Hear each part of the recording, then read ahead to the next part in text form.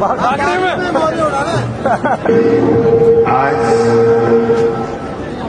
ग्राम मिर्जेवाला में लोकसभा चुनाव को लेकर के आयोजित इस बहुत ही बढ़िया शानदार और जानदार मीटिंग में हमारे जिला अध्यक्ष श्री अंकुर मिगलानी जी, सीपीआईएम के हमारे बहुत ही वरिष्ठ नेता, जुझारू लड़ाके, कभी हार नहीं मानी, संघर्ष के प्रतीक आदरणीय हेतराम जी बेनीवाल साहब, हमारे मेरे साथ विधायक रहे, प्रदेश कांग्रेस कमेटी में उपाध्यक्ष सम्माननीय जगदीश जहांगीर साहब, मेरे छोटे भाई जिनको आपने अभी एमएलए बनाया है, भाई रूपेंद्र सिंह कुन्नर जी की बात पर तो ताड़ी ठीक बाजनी चाहिए। भाई मेरे निवेदन पर चलते चुनाव में मंत्री को मोरियो बुला दियो तो फिर ताड़ी कम क्यों। श्री बड़े भाई ओम बिश्नोई जी, राम कुमार जादू साहब, श्रीमती चंद्रकला इंदौरा जी पूर्व प्रधान, सोना देवी जी पूर्व विधायक, जगतार सिंह गंग साहब, शोपत जी मेघवाल जी, महेंद्र मील जी सदस्य प्रदेश कांग्रेस कमेटी, मेरे समधी आपके बेटे रणजीत जी सारण साहब, ये बात पर भी बात नहीं चाहे, बेटी दे दी, बेटी मिर्जीवाड़ा और 11 क्यों कोई फर्क है के? बेटी दे दी ना, फिर ताड़ी तो बाजनी चाहिए ना। रणजीत जी सारण साहब, श्रीमती चंद्रकला बिश्नोई जी, करण सारण जी, वीरेंद्र सिंह जी, हनुमान पूनिया जी, गगन वड़िंग जी, मनीष मक्कासर जी, लालचंद मेघवाल जी, बीना चौहान जी, आप पार्टी से विक्रम स्वामी जी, श्री पतराम मेघवाल जी, प्रवीणा मेघवाल जी, मंगल सिंह जी, बलकरण सिंह जी बराड़, सुरेंद्र जी पारी, अजीत सिंह जी मल्ली, मनिंदर सिंह जी मान, राजेंद्र जी सोनी, राकेश शर्मा जी, राजू जाट जी, बीना इंदौरा जी, कश्मीरी इंदौरा जी, प्रेम भाटिया जी, राजलता वाल्मीकि जी और आप वो सब लोग जिनकी वजह से हम सब मंच पे बैठे हैं, आपके आशीर्वाद से, इन सब को साथ लेते हुए मैं मेरे मीडिया के बंधुओं को साथ लेते हुए सबसे पहले आप सबको आयोजकों को धन्यवाद देना चाहता हूं, अध्यक्ष जी आपके मार्फत कि आपने बहुत ही शानदार कार्यक्रम आयोजित किया, मुझे बुजुर्गों का आशीर्वाद लेने का अवसर प्राप्त किया, प्रदान किया और मेरे छोटे भाइयों से मिलने का आपने अवसर प्रदान किया, इसके लिए बहुत बहुत धन्यवाद। मैं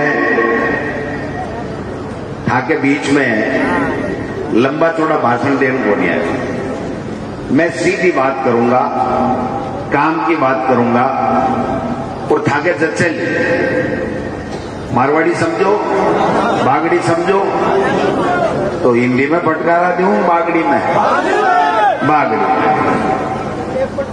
तो मैं एक ही बात आपसे निवेदन करवा के लिए हाजिर हुआ हूं कि 10 साल से आप मोदी जी की सरकार को काम देख रहे हैं, बाकी व्यवहार देख रहे हैं, बाकी नीतियां देख रहे हैं, बाकी योजना देख रहे हैं, बाकी विकास देख रहे हैं और इससे पहले 10 साल आप मनमोहन सिंह जी को काम भी देखो, बाकी नीति भी देखी, बाकी योजना भी देखी, बाकी डेवलपमेंट भी देखो। आज 10 साल बाको शासन और 10 साल आपनो शासन, यूपीए सरकार को दोनों की तुलना करनी पड़ेगी। तुलना इसलिए करनी पड़ेगी कि मोदी जी जब प्रधानमंत्री का उम्मीदवार बनया एनडीए का, तो मोदी जी आपने से बहुत बड़ा बड़ा वादा कराया और जोर जोर से भाइयों बहनों और दे ठरका हर बेटी को बाप सत्ता लूट ली, लूटी को नहीं। महंगाई कम कर दूंगा, किसान की आमदनी दोगुनी कर दूंगा, किसान के कर्जे माफ कर दूंगा, विदेश नीति ठीक बढ़ा दूंगा, आर्थिक नीति देश की ठीक कर दूंगा, चाइना को लाल आंख दिखा दूंगा। एक से बढ़कर एक बातें करी। बेरोजगारों को रोजगार दे दूंगा 2 करोड़ लोगों को। करिए न कोई सो काम। 10 साल में 20 करोड़ बेरोजगार नौजवान नौकरी ला गया, को नहीं ला गया। महंगाई कम हुई, को नहीं हुई। किसानों की आमदनी दुगुनी हुई, को नहीं हुई। कालो धन आयो, 15-15 लाख रुपया खाते में आया, चेक को नहीं करा दी क्या आया है, को नहीं आया। तो बेटी का बाप, अब तो झूठ तो कोई को नहीं बोल रहे। देश के प्रधानमंत्री को उम्मीदवार और इतना झूठ बोल बोल के अपनी सत्ता हत्या की। 5 साल बाद में जब हिसाब देवा की बारी आई, 70 साल को कांग्रेस से हिसाब मांगा और देश का प्रधानमंत्री जी अपन कही कि मैं 5 साल बाद में 5 साल को हिसाब दे दोबारा मांगूंगा। और जब 5 साल पूरा हुआ तो पुलवामा और सेना के शौर्य के पीछे झुक और आपने दोबारा सत्ता लूट ली। लूटी कौन लूटी बताओ? योजना कौन सी ले आया? नोटबंदी। कोई देश के किसान ने, नौजवान ने, महिला ने, गरीब ने, अल्पसंख्यक ने, एससी ने, एसटी ने कोई फायदो हो? कोई नहीं फायदो बनी हो। बेतरतीब जीएसटी लगाई। आज दूध पर, दही पर, मक्खन पर, कपड़े पर, चप्पल पर, कोई चीज नहीं की कोई जगह पर जीएसटी नहीं हुआ। कोई पर 18%, कोई पर 24%। तो जीएसटी से कोई फायदो हुई हो? कोई गरीब ने, कोई किसान ने फायदो हुई हो? बी के बाद गमाए ने 3 काला कानून लाया। 3 काला कानून के लाया कि जमीन किसान की लीज पर व्यापारी लेवेगा, 10 साल, 2 साल, 5 साल के लिए लेवेगा। और बी के बाद जमाए ने बिकी की उपज है, बा उपज पे लेवेगा, आपकी मर्जी आवेगा नामा में, और फिर बेचेगा, चाहे डबल बेचे 1 घंटे बाद में भी, तो बात के ऊपर कोई फर्क नहीं पड़ेगा, वहां पर कोई कानून लागू नहीं हुआ। अगर थारी जमीन नहीं छोड़ेगा तो थे कोर्ट में नहीं जा सकोगा। अगर 100 रुपए की कोई चीज था से ले और अगर 1 घंटे बाद में, 1 दिन बाद में अगर वह 500 रुपए में बेचेगा तो बात के ऊपर कोई जुल्म नहीं होगा, वो बात पर कोई पेनल्टी नहीं लगेगी। फिर थारी खेती की उपज गोदामा में रखोगा तो थारे पर कानून को प्रतिबंध रहेगा। लेकिन अडानी और अंबानी अगर वो बड़ा बड़ा साइलो जगह बनाया है, गोदाम बनाया है, बम अगर पर रखेगा तो बाकी कोई लिमिट नहीं होगी, कितनी भी रख सके। और जबकि मंडी, जबकि से आपने रोजी रोटी मिले, किसान को एक तरीके से दूसरों घर है मंडी, वह मंडिया ने भी समाप्त करांगा। वैसे का 3 काला कानून लिया, 15-13 महीना तक आप लोग बॉर्डर के ऊपर बैठा 13 महीना बाद जब आए देश को प्रधानमंत्री किसान अन्नदाता की ताकत के आगे झुक्यो और माफी मांगते हुए 3 काला कानून वापस लिया। बता की ताकत ही नहीं तो मैं तो लावा लूट लिया भाई जी। मैं तो अडानी और अंबानी ने पहली साई दे दी कि साइलो बना लो, गोदाम बना लो। किसान ने कानून बना दिया है, ये जमीना का की उपज है वह ले आए और थारा गोदामा के माए टीक दो, थाने कोई कह बाड़ो नहीं। समझा बात में? जिसे कोई फायदो आपन हो।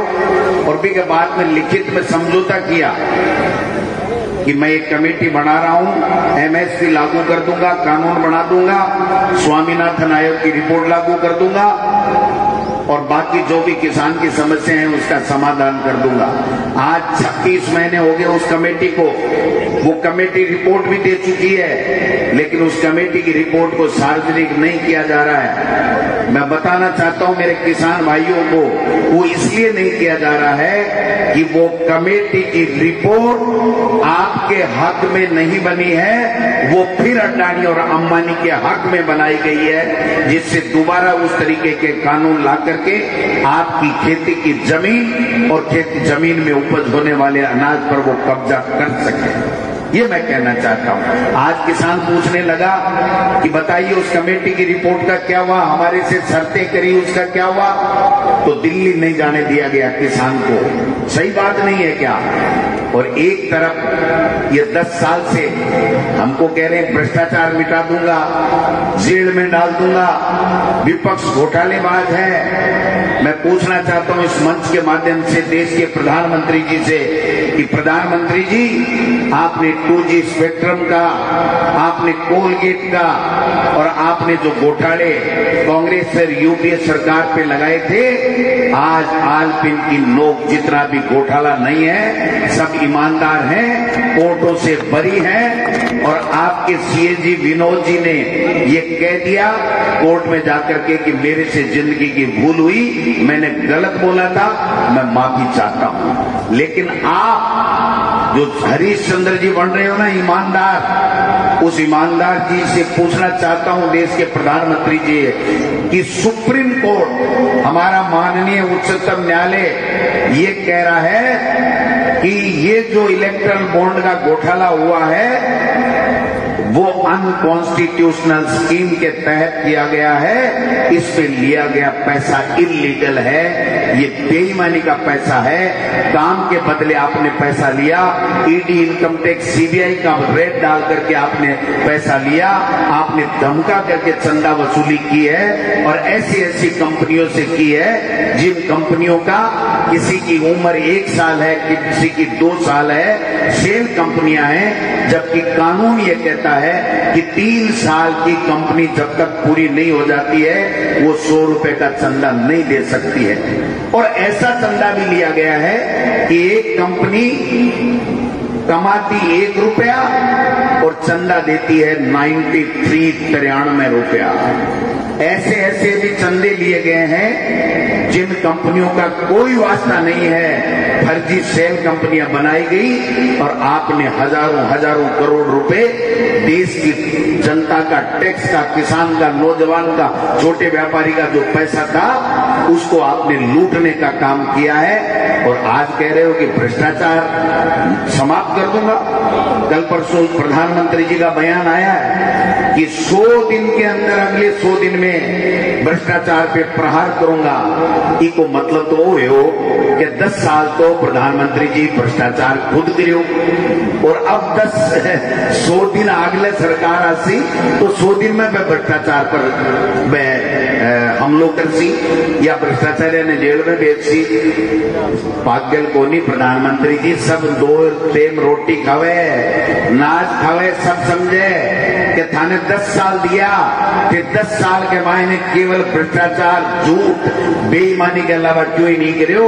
और आज तीसरी बार सत्ता लूटवा के लिए कि बेईमानी की बात करो कि देश का प्रधानमंत्री नहीं हो, देश का प्रचार मंत्री हो और झूठा का सरदार हो और झूठ बोल बोल के तीसरी बार सत्ता लेना चाहो, इसके अलावा तारो कोई काम नहीं।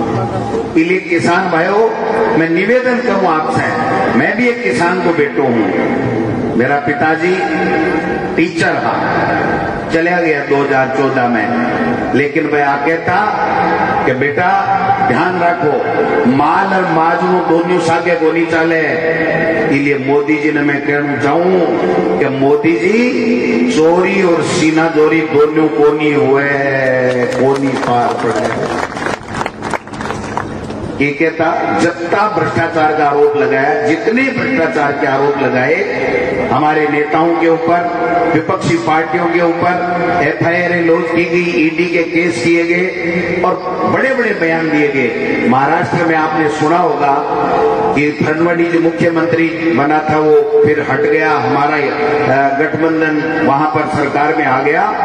तो फडणवीस जी ने ये कहा कि अगर भारतीय जनता पार्टी की महाराष्ट्र में सरकार आ गई तो अजीत पवार 20,000 करोड़ रुपए का घोटालेबाज है, इसको जेल में डालेंगे और अजीत पवार जेल में चक्की पीसिंग करेंगे। अरे अब बटे राज करिंग हो रहे, उप मुख्यमंत्री बना रखा है, उप मुख्यमंत्री बना रखा है। कौन सबके समझ में आता है, 2 वक्त की रोटी खाते हैं, सबके समझ में आता है। मोदी जी ने कुछ भी नहीं दिया और जो आप बैठे हो ना, हम तो चीज क्या है आपको देने वाले, आपने दिया है। अगर हमें एमएलए बनाया, एमपी बनाया, सरकार में लाए, किसी को प्रधान बनाया तो वो आपकी ताकत थी। हम आपके एहसानों का बदला 3 जन्म में भी नहीं चुका सकते हैं। इसलिए मोदी जी ये गलतफहमी मत पालो कि आपने ये कर दिया, आपने ये कर दिया। आपने कुछ भी नहीं किया है, झूठ बोल बोल के इस देश को बदनाम करने का काम किया है। आज केजरीवाल भी अंदर, आज वो हमारा हेमंत सोरेन जी भी अंदर, और आप बताओ इन्होंने 8,360 करोड़ रुपए का इलेक्ट्रोल बॉन्ड से घोटाला कर लिया और एक शब्द मुंह से नहीं बोल रहे।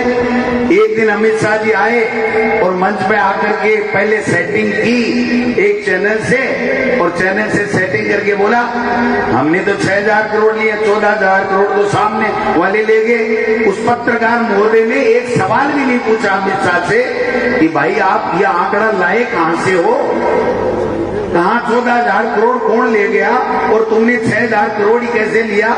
किसी की हिम्मत नहीं है, सब डर के रहते हैं। लेकिन मैं कहना चाहता हूं अमित शाह जी, देश के प्रधानमंत्री मोदी जी, ये किसान वो चीज है जो न डरता है न घबराता है, और जब मन में कर लेता है तो अच्छे अच्छों के पांव उखाड़ देता है, अच्छे अच्छे को पांव उखाड़ देता है।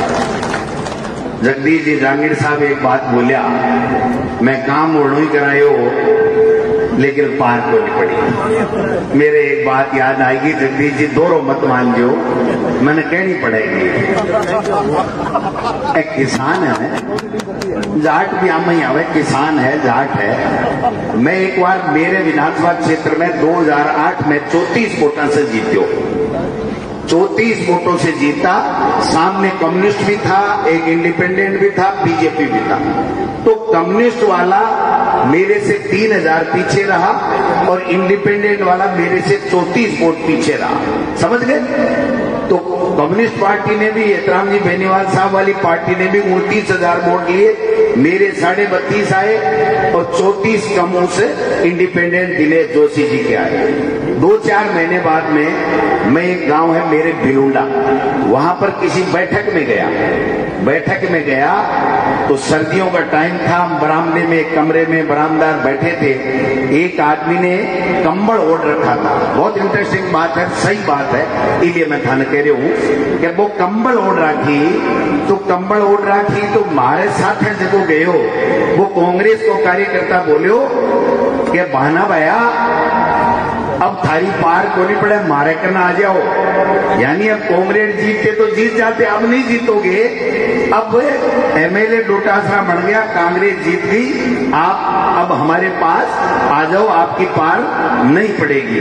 तो वो बानू भाइयों भी कामड़न तो बगायो और बोले ना, हारा चाहे कितनी बार सामने रहेंगे, चाहे कितनी बार हार जाओ। जरा मैं भी न गयो, मेरे साथ आयो तो कहने मुझको तू मन मरवा बोचावे है, एमएलए बना बोचावे है। बोले क्यों? मैं क्यों तू गलत सवाल कर लियो कॉमरेड जी से। बोलो क्या? मैं क्यों जाट कॉमरेड 2 क्लास पास है, एक नहीं कॉमरेड फिर जाट। मैं क्यों इसे साउल बात करे। बोलो क्या जना? मैं क्यों देख सुन मेरी बात यहाँ, कि देखो भांजी अब काले तो गोविंद डोटासरा को 34 से नाक को निकल गो, लेकिन अब काले अगर खेसा के नहीं रिया तो गोविंद डोटासरा दोबारा एमएलए नहीं बनेगा। जना ऊठ कामड़ो लिया बोलो इया किया तो मैं थारा वोट दे दिया और अब काले सागे हो जाए। और उस दिन मेरे साथ हुए, फिर मैं 11,000 से जीता, फिर मैं 22,500 से जीता और अब की बार भी 20,000 से मेरे लक्ष्मणगढ़ के लोगों ने जीता करके। तो अन पपोड़ ले लियो, सामा मत भरो, समझ गए? मेरे पर भी लागू है, इंदौरा जी पर भी लागू है, हम पर भी लागू है।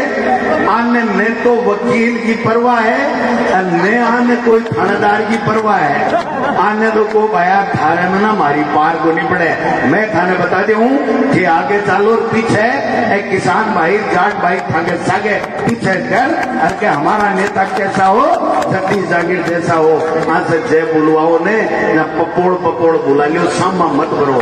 यहाँ के काम की चिंता ही को नहीं, अन काम करानो ही को नहीं। ये तो काम आप करे और ने जो ढंग से रहने जिको कटको काट दे।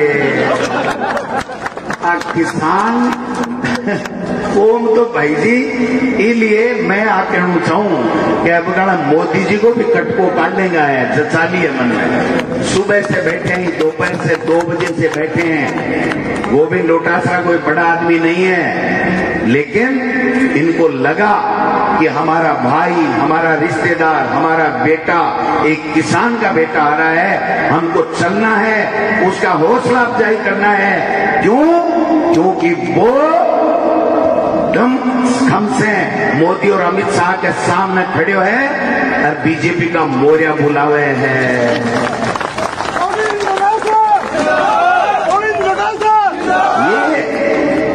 ये जो दम है ना, ये मोल नहीं मिलता है दुकानों पे, इसका इंजेक्शन नहीं आता है।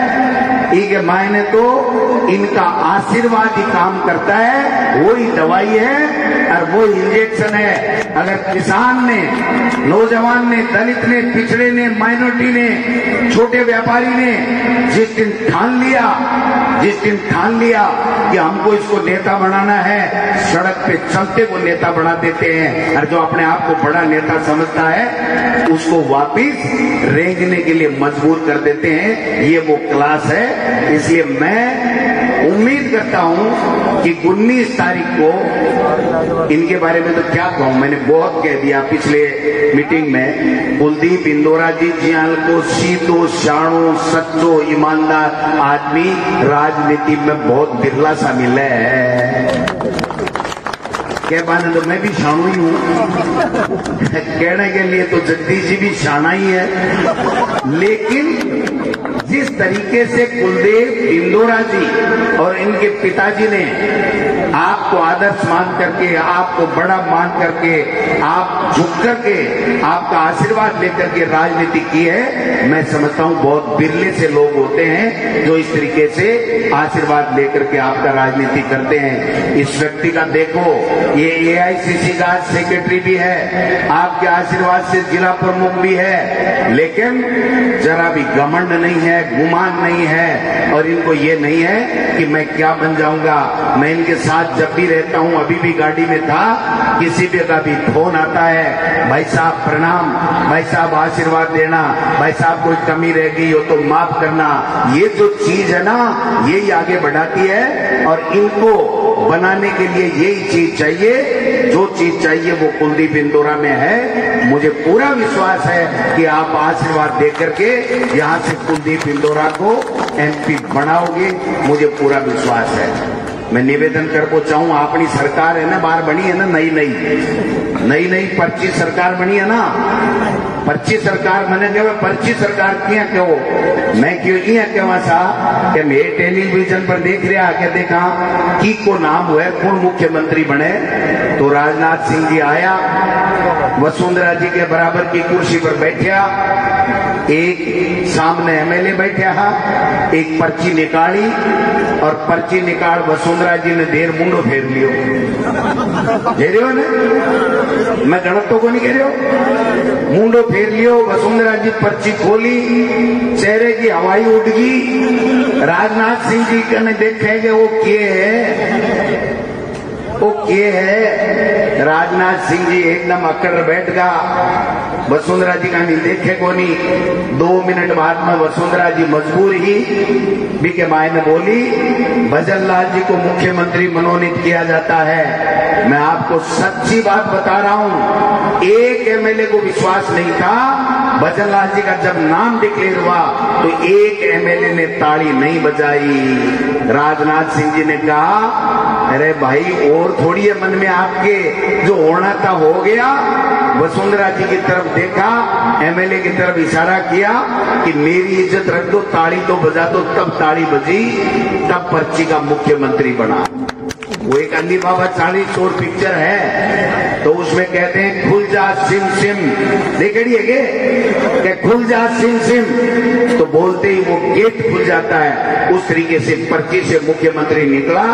सुबह हेलीकॉप्टर में बैठ करके और भ्रमण करते हैं, दिन में भाषण देते हैं और लोगों को भ्रमित करने का काम करते हैं। 100 दिन में 1 रुपए का काम इस भारतीय जनता पार्टी की सरकार ने नहीं किया है। आज लोग याद कर रहे हैं कि मुख्यमंत्री चिरंजीवी योजना हो, चाहे किसान की लंपी में 2 माता मर गई उसका पैसा देने की बात हो, 1 करोड़ लोगों को पेंशन देने की बात हो, तमाम बिजली के बिल माफ करने की बात हो, वो सब चीजें याद करते हैं। लेकिन मोदी ने आज तक जो भी गारंटी की बात की है वो झूठी की है। और हमारी कांग्रेस की सरकार ने यहां 10 गारंटी की बात की, 10 की 10 गारंटियां लागू की।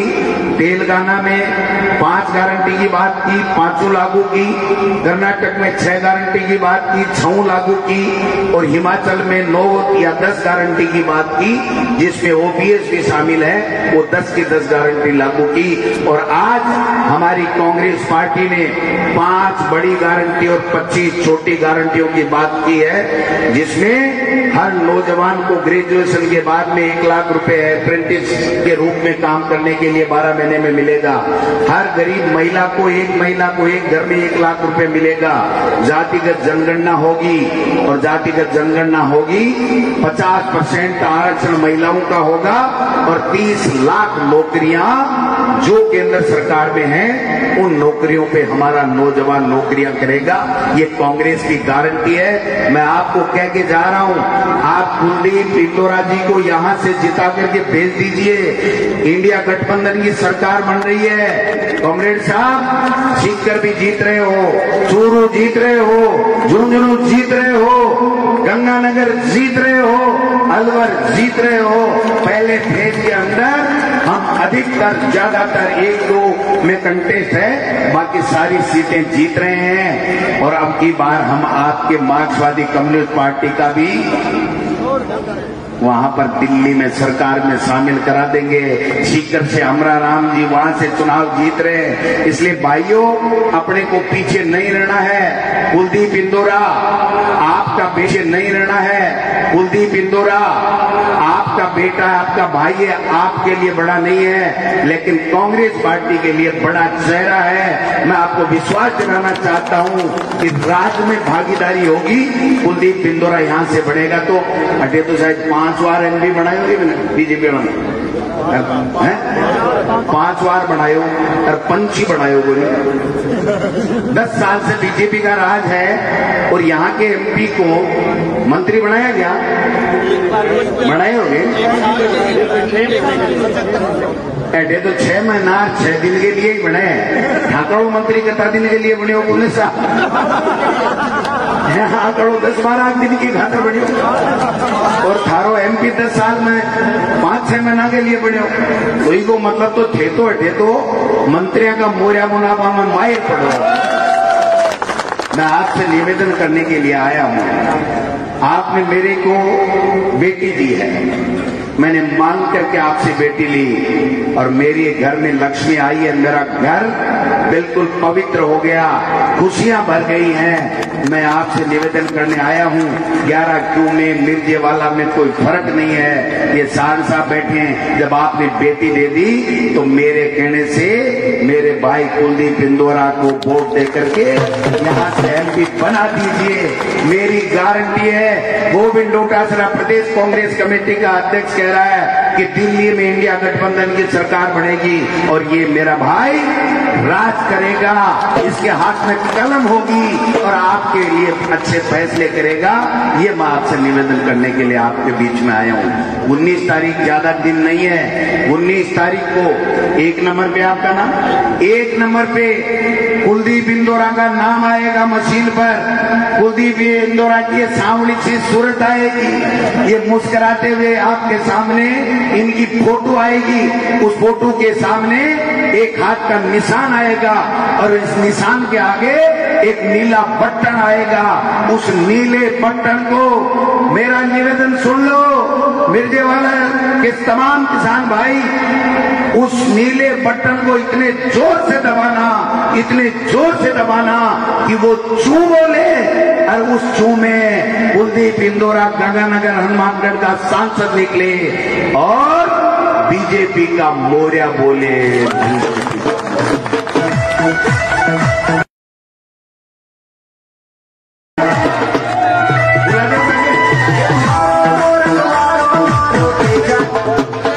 देखो भाई, तेजल तो 4 तारीख में जीत्या बाद में गावांगा। तेजल 4 तारीख में जीत्या बाद में गावांगा। पहली नहीं या नहीं, ये मोरियो बुला दो, 19 तारीख में वोट दे दो, 4 तारीख में बीजेपी को मोरियो बोल जाए तो गोविंद डोटासरा खासे वादों करे तेजल सुपर डुपर गावांगा और जश्न मनावांगा। धन्यवाद। जय हिंद।